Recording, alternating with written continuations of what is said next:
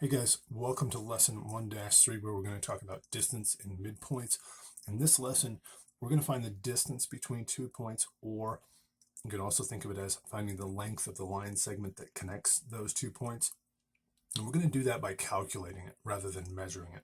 We did a little bit of measuring in the last lesson, but most of what this course is going to be about calculating distances, angles, lengths, and stuff.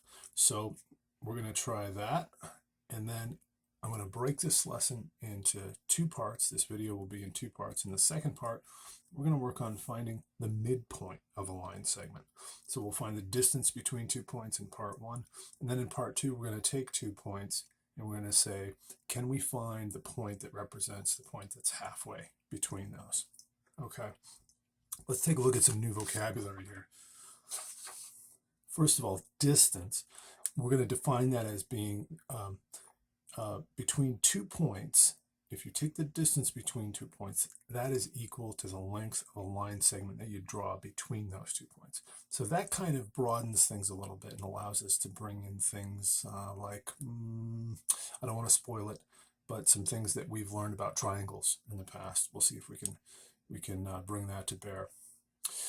We're going to run into, again, trying not to spoil it too much, we're going to run into irrational numbers, and hopefully you remember what these are all about. An irrational number is a number that cannot be expressed as a terminating or repeating decimal, or another way to say it, a more accurate way to say it really is a number that cannot be expressed as a ratio of 2 integers. So you might think of the number 0.3 repeating, and that is 0.3333 goes on forever, and you might recognize that better or more simply as 1/3. You can see that's a rational number because it can be expressed as the ratio of 2 integers. But we're going to run into a lot of irrational numbers. Where do they come in? Here's a hint. The square root of 16 is not an irrational number because 16 is a perfect square, and you can simplify that to 4. Okay. But the square root of 17 is not a perfect square. So this guy is going to be irrational. All of our radicals that are not of perfect squares are going to be irrational. Okay. And the midpoint, that's our point that lies halfway between the endpoints of a line segment. And then segment bisector, this is really important to remember what a bisector is. Hopefully we've seen this term before. Bisector, bi implies 2, like bicycle, right? Or biweekly or bi-monthly, you'll see that prefix. And sector in geometry, that means to cut. So we're going to cut something in 2. What are we going to cut in 2? We're going to cut a segment in 2. So a segment bisector is any segment, line, or plane that intersects a segment at its midpoint. If we know it's a bisector, then there's other significant things we know about it. We know there's going to be a midpoint involved. A segment bisector cuts a segment into 2 equal halves. All right, let's take a look at some of the ideas in this lesson. First idea is our distance formula on a number line. Let's just work with just a single number line. And you've probably recognized that a Cartesian coordinate system is really just 2 number lines that have been overlaid on each other perpendicular to one another. So if we can work on a number line first, then we can take these ideas to the Cartesian plane and we can work on an XY plane. But the distance between 2 points on a number line is just the absolute value of the difference of their coordinates. So you could say that the distance between A and B here is the same as the length of line segment AB, which would be the absolute value of x2 minus x1, or the absolute value of x1 minus x2. If you take the absolute value of it, then it doesn't matter the order that you put them in. What you're really talking about is what is the distance between them. And it's the same as taking the absolute value of the difference in these coordinates. It's the same as counting these spaces. Here's 1 space, 2 spaces, 3 spaces, 4 spaces, 5 spaces, 6, 7, 8, 9, and 10. So in this particular case, there would be 10 units between these. You might have had, perhaps x1 was at, negative 17. And x2 was at negative 7. Okay, if you were given those coordinates, you don't have to count the spaces. You can say, AB equals the absolute value of negative 17 minus negative 7. Okay, and what is negative 17 minus negative 7? Well, negative 17 minus negative 7 is the same as negative 17 plus 7, right? This negative would negate that and turn it into a positive. And negative 17 plus 7 would be negative 10. And then we would say the absolute value of negative 10 is 10, okay? And in geometry, we are not going to be dealing with, or I should say, it does not make sense to have negative distances or negative angles, okay? So when we're talking about the distance between 2 points, we're always going to be talking about a positive number. Distance has to be positive. All right, could we use this as an example here? Use the number line to find segment MN. Okay, how long is segment MN? Well, we could say that MN equals the absolute value of M is at negative 6. And if you want to take this one first, you could do that too. Because we're taking the absolute value, you could do these in either order. You could say the absolute value of negative 3 minus negative 6. Okay, can you guys hear my dog barking out there? Yeah, she's, that's, probably a squirrel. All right, MN is going to equal the absolute value of negative 3 minus negative 6 is the same as negative 3 plus 6, which would give us 3. And the absolute value of 3 is 3. And if you'll notice, the distance between these 2 points is there's 1, 2, 3 spaces. All right, one more example for good measure. Maybe you want to pause the video and try this one on your own to see how you're doing. We want to find BG, the distance between B and G, and we're going to say that BG equals the absolute value of, I'll do it the other way this time, negative 5 minus, that is a positive 3, right? And so I'm going to get negative 5 minus 3 gives me negative 8. And when I take the absolute value of negative 8, I get positive 8, which is good because distance has to be positive. And if you want to look at it really quickly, you can say 1, 2, 3, 4, 5, 6, 7, 8 spaces. It checks out. You could have also done this the other way. You could have said the absolute value of 3 minus negative 5. Okay, it works both ways. 3 minus negative 5 is the same as 3 plus 5. 3 plus 5 is 8. And the absolute value of 8 is, of course, 8. Good. Okay, are you guys ready for the big formula? Okay, we are going to use this all year in this class. Okay, and I'm going to throw this formula at you 2 or 3 different ways, because there's different ways you can use it. There's different ways you can look at this. And ultimately, all I want you to be able to do is find the distance between 2 points on a coordinate plane. Okay. We saw how we could find the distance between points on a number line. So for instance, I were to put point C maybe up here, I could say, I could pretend that this line is a number line, and I can just count the spaces or take the absolute value of the difference of the coordinates, and I'd be all set. But we're now looking at this sort of diagonal distance, okay? It's no longer as simple as just counting in one direction on a number line. If I were to count over here, you can see I would have a distance that is not really, it's really not the same as the distance from here to there. And I could, I could prove it to you. I could pull out my compass and I could say, what is the distance from A to B? And if I were to swing, this, you would find that it's not the same as counting on the number line.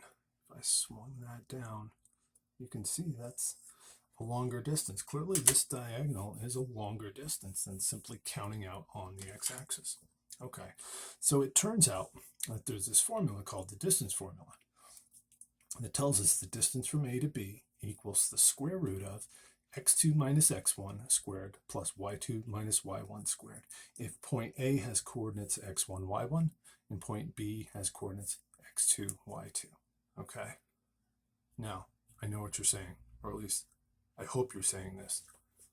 Mr. Rogers, what does that mean? Where does that come from? How am I supposed to remember that? And should I even trust you?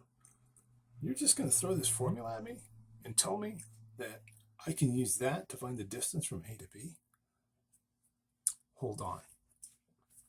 So it turns out that the distance formula is something you already know. It's something you learned in 8th grade.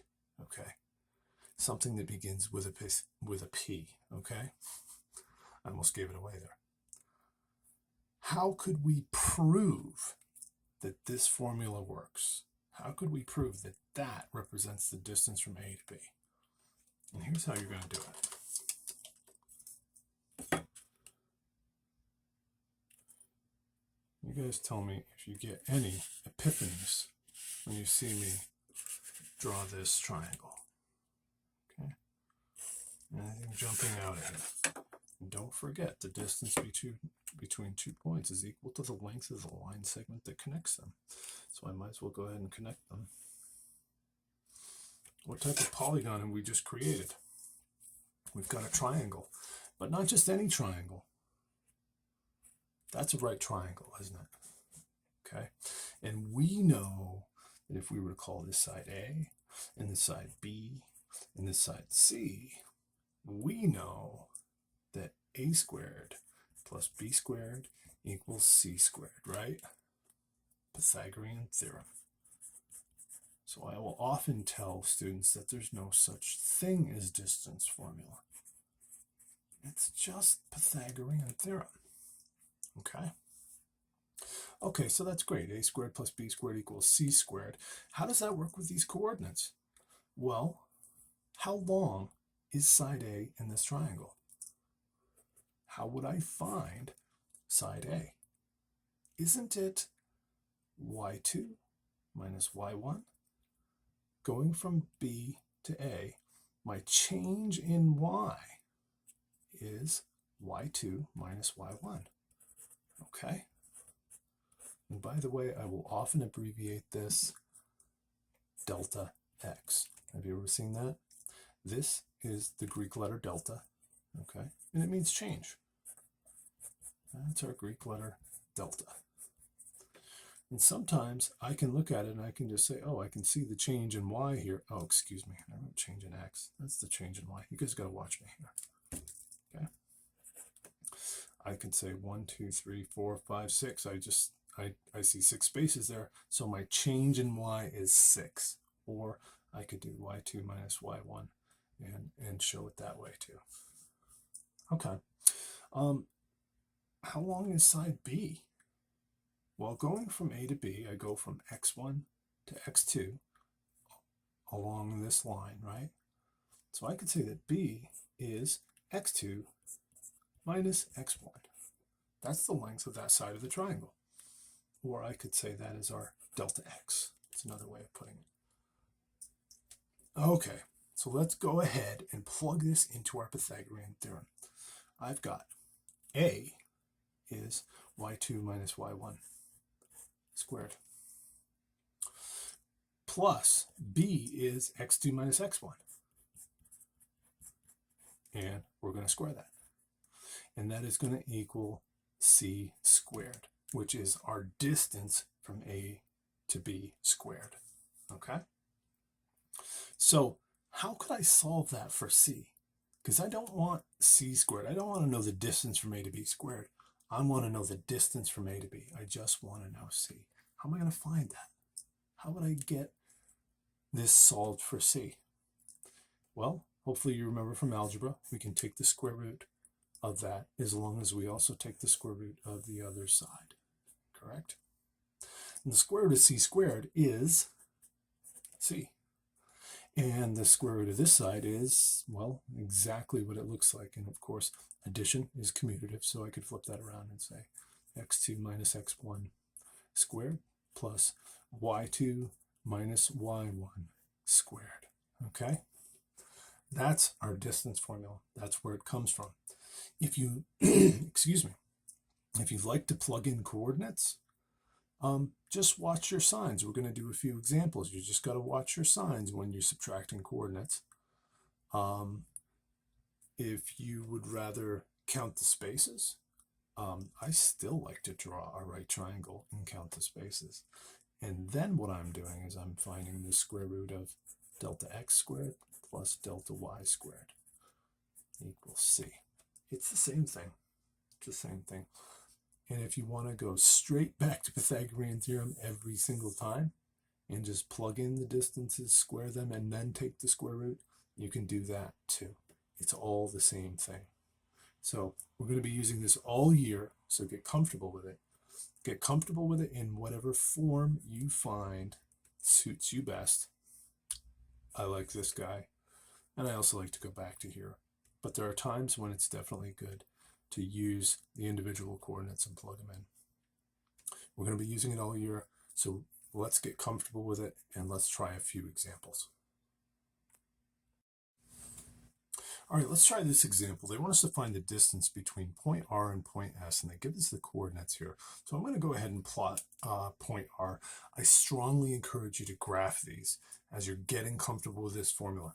Graph them all. Eventually, you may decide that you want to go and plug things right into the formula, but I would encourage you to have that visual check while you're learning this.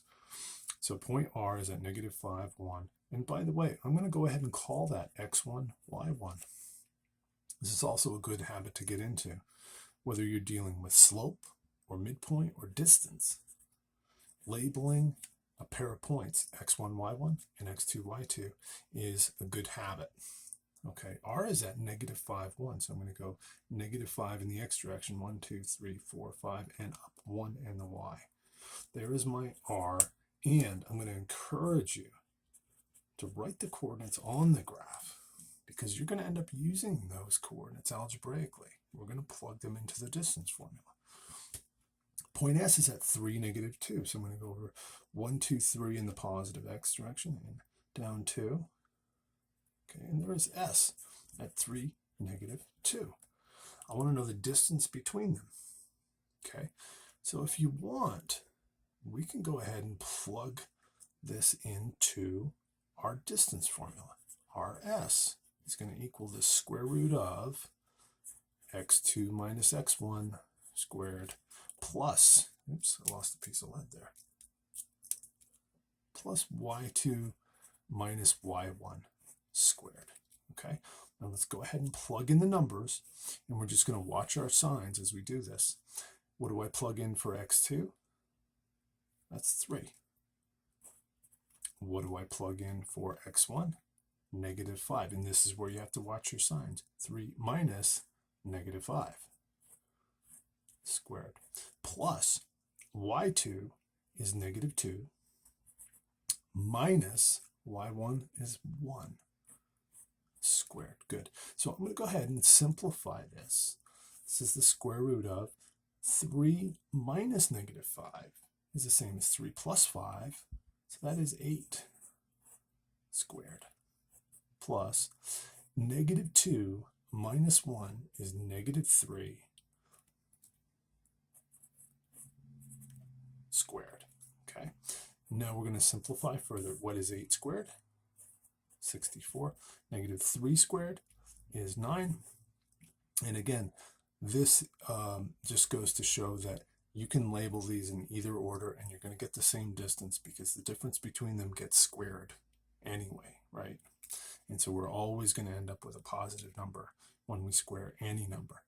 So we get the square root of 64 plus 9 is 73. Square root is 73. And you might recognize that 73 is not a perfect square. So this is, as I was alluding to in the beginning of the lesson in our vocabulary, that's an irrational number. Okay. Could we check this using Pythagorean theorem or some other method? okay? And I'm going to tell you that anytime you've got a line segment on the Cartesian plane like this, you can find one of two right triangles anywhere. You can either find this right triangle, okay? There's a right triangle. Or you might have drawn this one up here, right? Doesn't matter. It's going to be the same either way. In this side, you can see my delta y, I'm looking at it, delta y equals 3 units. I'm just counting them. And my delta x here is 1, 2, 3, 4, 5, 6, 7, 8 units. Do those numbers sound familiar? Those are the numbers that ended up in our distance formula when we plugged in the coordinates. Our delta x is 8. x2 minus x1 is delta x. And our delta y is 3. y2 minus y1 is delta y. So we're going to get the same thing. I'm going to say rs equals the square root of delta x squared plus delta y squared. Okay, so I get the square root of 8 squared plus 3 squared. And I get the square root of 64 plus 9. Again, it checks out either way. Okay. And now if you wanted to say, I love my right triangles, I love my Pythagorean theorem, I want to deal with all triangles, and I want to call this C, I want to call that A, B, and C, you could have also said that C squared equals A squared, 3 squared, plus B squared, which is 8 squared, right?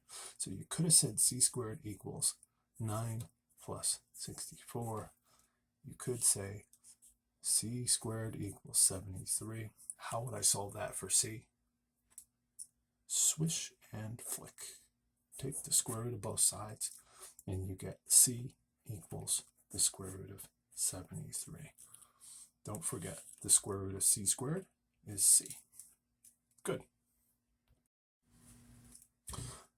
Okay, shall we try that again? They want us to find the distance between F and J. We're going to really quickly here make ourselves a Cartesian plane. Here's my y-axis. Let's drop an x-axis on here. And we've got some points here that we're going to work with. There's my x-axis. And again, go ahead and plot them because the visual check is going to be really important as you're getting comfortable with this formula. Here's point F at -2, 1, okay? And here's point J at 2, 4, over 2, up 4. There's point J at 2, 4. And I almost forgot, we should go ahead and label these x1, y1, and x2, y2, okay? Now, shall we go ahead and just plug it into our distance formula? Our distance formula says the distance from F to J equals the square root of, okay? Until you get really comfortable with it, you may want to keep those key concepts handy. Keep your cheat sheet close to you. The square root of x2 minus x1, that's our delta x, plus y2 minus y1. That is our delta y, right? And if we want, we can just go ahead and plug those numbers in, and we're going to find that x2 is 2 minus x1 is -2. Remember, this is where you got to watch those signs. 2 minus -2 squared plus y2 is 4. We're just going to plug that in. Minus y1 is 1 squared. All right, we're going to clean this up, and this is where you want to watch your signs. 2 minus -2 is the same as 2 plus 2. That is 4 squared. Plus 4 minus 1 is 3. 3 squared. Good. So let's just keep simplifying. Keep simplifying. Get the square root of 4 squared is 16, and 3 squared is 9. Okay, and maybe some of you recognize this as a Pythagorean triple. I don't know if you've studied these, but 16 plus 9 is 25. Anybody see anything special about the square root of 25? That is a perfect square. And they don't always come out as nice, simple integers like that. Okay, when they do, I'm going to show you, we're going to do a graphic check of this here. you're going to recognize this as what we call a Pythagorean triple, which are sets of three numbers, sets of three whole numbers, or I should say natural numbers, that satisfy the Pythagorean theorem. Okay. And there is our triangle. And we were fortunate enough here that our delta y equals 3, our delta x equals 4, and when you have that particular case, you get your distance, in this case c, would equal 5. Okay. If you wanted to do that and check it again, you could plug it into our other method where we talked about the square root of delta x squared plus delta y squared. You could go ahead and test that. There's delta x, there's delta y. You can plug it in and try it. Or you can go ahead and go straight back to a squared plus b squared equals c squared if you want to. And you're going to see that 3 squared plus 4 squared equals c squared. You're going to get 9 plus 16 equals c squared. And 25 equals c squared. And you can see all roads lead to Rome here, right? We're going to get the same answer no matter which version of this you like to work with. And this justifies what I always say, that there kind of isn't any such thing as the distance formula. It is just an extension of our Pythagorean theorem. Okay? That's the end of the first part of my lesson on distance and midpoints, where we've basically covered distance. Don't forget to watch the next video where we cover midpoints.